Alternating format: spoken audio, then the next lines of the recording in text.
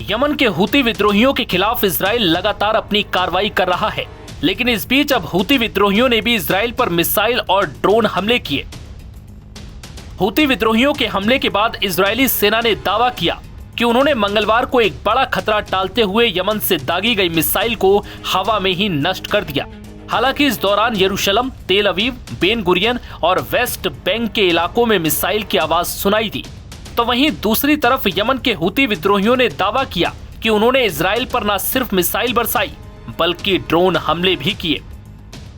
Houthi विद्रोहियों के सैन्य प्रवक्ता याहिया सारी ने टेलीग्राम पर कहा, उनकी फौज ने पैलेस्टाइन 2 हाइपरसोनिक बैलिस्टिक मिसाइल से याफा के लोद हवाई अड्डे को निशाना बनाया।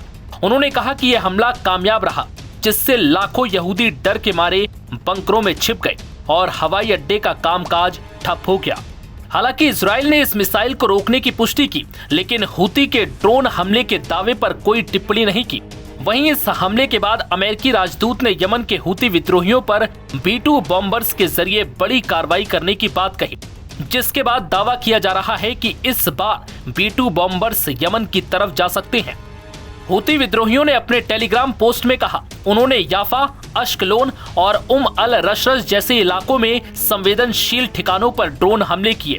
ये हमले इजराइल और ईरान के बीच हाल ही में 12 दिनों की जंग के बाद हुए, जिसमें इजराइल ने ईरान के सैन्य और परमाणु ठिकानों पर बमबारी की थी।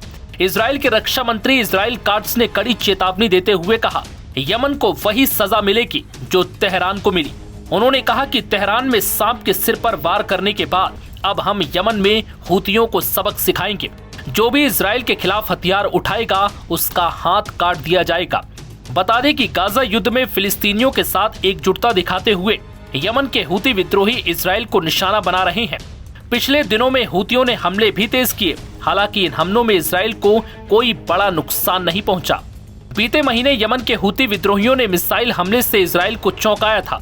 हूतियों की इजराइल पर दागी गई बैलिस्टिक मिसाइल तेल अवीव स्थित बेन गुरियन हवाई अड्डे के पास गिरी थी। बेन गुरियन देश का प्रमुख एयरपोर्ट है। ऐसे में इस अटैक के बाद विदेशों से आ रही उड़ानों को डाइवर्ट करना पड़ा था।